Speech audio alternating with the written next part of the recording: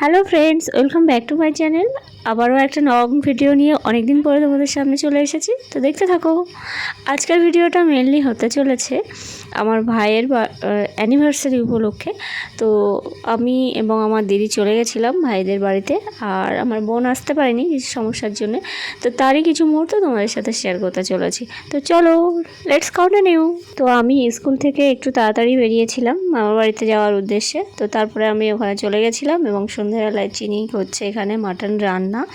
আর আজকের রান্নাগুলো সবই করেছে, আরও অনেক মেনু আছে, তো আস্তে আস্তে তোমাদেরকে বলা হবে। আমি এখানে যাওয়ার পরে আমরা এক জায়গায় গিয়েছিলাম, আমি আর চিনি। তো সেখানে গিয়ে আমাদেরকে দুজনে একই কালারের ড্রেস দেখে বলে ফেলেছে আমরা নাকি টুইন্স। তো ব্যাপারটা বেশ ভালো লেগেছে। তো যাই হোক, এখানে রান্নাবান্না শেষে চিনি আমরা সবাই মিলে অপেক্ষা করছিলাম দিদিদের আসার জন্যে। তো দিদিরা চলে এসেছে অবশেষে, শুধু নামখানা থেকে। তো এখানে বোনটা এলে একদম পুরো ফুলফিল হয়ে যেত, কিন্তু সেই সমস্যার কারণে আসতে পারেনি। ঠিক আছে, পরে কোনো সময় আবার এক জায়গায় হওয়া যাবে। তো চলো, এখন চিনি আর দিদি দুজনে মিলে যাবে একটু বাজারে।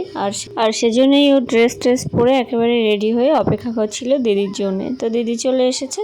দেখো দিদির মনে কি আনন্দ, সবাই মিলে এক জায়গায় হতে পারলে আমরা যেন আর কিছুই চাই না, ভীষণ খুশি হয়ে যাই।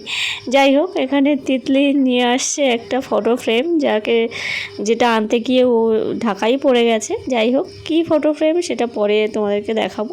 তো এখানে একটু শখ করা হচ্ছে আর সাথে একটু ক্যাপচার করছি। তো যাই হোক, তো জামাইবাবু এখনও ঘরে এসে পৌঁছতে পারেনি, কারণ সে তার গাড়ি নিয়ে ব্যস্ত আছে। তার গাড়িটা সুরক্ষিত থাকলো কি না, তো সেই দিকেই সে ব্যস্ত। অবশ্যই রাস্তার উপরে গাড়ি রাখলে একটু সাবধানেই রাখতে হবে। তো আবারও গিয়েছে, গিয়ে দেখে আসলো গাড়িটা কীভাবে রাখলে সুবিধা হয়। যাই হোক, তারপরে তাকে ভালোভাবে রেখে এখন তিনি ঘরে ঢুকেছেন। আর এবারে আমাদের তো প্রণাম পর্ব চলছে। বড়রা বড়দেরকে ছোটরা প্রণাম করছে। তো এখানে সবাই আছে, শুধু ভাই ছাড়া। ভাই ছিল তার অফিসের কাজে। তো সেখান থেকে ভাই 10:30টার দিকে বাড়ি ফিরবে। তারপরে আমাদের আনন্দটা আরও বেশি জমবে। ভাইয়ের আজকে ছুটি পায়নি আর কি, কোম্পানির কাজে অবশ্যই সময় মতো ছুটি পাওয়া যায় না, এটা মেনে নিতে হবে। যাই হোক, দিদি আর বসলো না, যেহেতু রাত অনেক হয়েছে, সেই জন্য চিনি সাথে ও চলে গেল। চিনি নতুন স্কুটি চালানো শিখেছে, তো আমাকে নিয়েও বেরিয়েছিল, এবার এখন দিদিকে নিয়ে বেরোলো। আর ওদিকে আমার জামাইবাবুর বুকের জল শুকিয়ে যাচ্ছে। তিতলি বলছে জামাইবাবু কারোর কাছে দিদিকে ছাড়ে না, মানে কারোর বাইকে আর কি। তো যাই হোক, খুব আর সাবধানে সংযত করেছিল নিজেকে, কিছু বলতেই পারেনি। তো এইভাবে আমরা সবাই আড্ডা মারছিলাম এই কথাটা নিয়ে। তো ওরা গেছিলো অ্যাকচুয়াল চপ আনতে। এখানে 2 রকমের চপ এনেছিল, আমের চপ এবং আলুর চপ। তো দুটোই খুব টেস্টি। আমাদের সন্ধ্যাবেলা যে জলখাবার সেটা কিন্তু ওদের জন্যই আটকে ছিল, ওরা এলে তারপরেই কি খাওয়া শুরু হলো, প্রায় 8:30 নাগাদ। তো এখন প্রায় 11টা, পৌনে 11টা বাজতে চললো। তো ভাই বাড়ি চলে এসেছে এবং ড্রেস চেঞ্জ করে নিয়েছে। আর এখানে দেখছো ভাইয়ের হাতটা কিন্তু প্লাস্টার করা, ভাইয়ের হাতটা ভেঙে গেছে কিছুদিন আগেই। তো একটুখানি সবার মন খারাপ ছিল, কিন্তু তারপরে আবার সবাই এক জায়গায় হয়েছে, এই আনন্দে আমরা আর কি মিশে গেছি। তো এখানে দুজনে মিলে আর কি সেই ফটো ফ্রেমটা খোলা হচ্ছে। এই ফ্রেমটাতে কি ফটো আছে আমি নিজেও জানি না, মানে সবার জন্য সারপ্রাইজ। তো সেই সুদূর কাকদ্বীপ থেকে আর কি এটা রেডি করে আনা হয়েছে। তো চলো দেখা যাক কী ফটো আর কি আসতে চলেছে আমাদের সবার সামনে। আর এত বড় ফটো ফ্রেমে, এত বড় ফটো ফ্রেম আমি আমার রিলেটিভদের বাড়িতে বা আমাদের বাড়ির মধ্যেই ফার্স্ট টাইম দেখছি। এর আগে আমি দেখেছি অন্যান্য জায়গাতে। যাই হোক, তো দেখো অবশেষে ওদের দুজনের একটা সুন্দর ফটো কিন্তু ও বাঁধিয়ে দিয়েছে, দেখতে খুব ভাল লাগছে। আর ওখানে হ্যাপি অ্যানিভার্সারি লেখা আছে। তো ওদের এটা 2nd অ্যানিভার্সারি ছিল, আর সেই উপলক্ষে এই গিফটটা দেওয়া হলো ওদেরকে। তো ভাইকে এবার জায়গা নির্ধারণ করতে হবে ফটো ফ্রেমটা টাঙানোর জন্য। তো যাই হোক, পরে তোমাদের সাথে সেটা শেয়ার করব। আর এখন এখানে খেতে বসেছি সবাই মিলে। এক বাজ খেয়ে উঠে গেছে, তারপর বাকি মেম্বাররা আমরা এখানে বসেছি।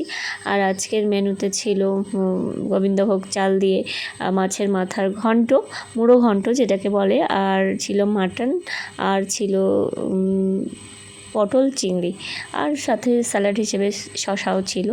তো যাই হোক, খাওয়া দাওয়া বেশ ভালোই হয়েছে। আর এখানে সবাই মিলে একটুখানি গোল টেবিল বৈঠক চলছে। আর ভাইকে দেখে তো আমাদের সবার খুব কষ্ট হচ্ছে, কিছু করার নেই, ওর বাঁ হাতের একটা আঙুল আর কি ভেঙে গেছে। তো আশা করি আস্তে আস্তে ঠিক হয়ে যাবে, কিন্তু ওকে এই অবস্থাতেও কাজ করতে হচ্ছে, এটা খুব কষ্টের। আর কিন্তু ওকে ছুটি দেয়নি, কিছু করারও নেই।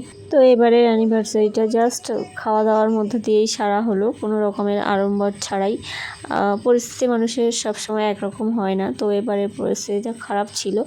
তবুও আমরা যতটা পেরেছি চেটে পুটেও আর কি স্বাদ উপলব্ধি করে নিয়েছি, শুধু আমাদের বোনটাকে ছাড়া, সে আসলে আরও একটু ভালো হতো।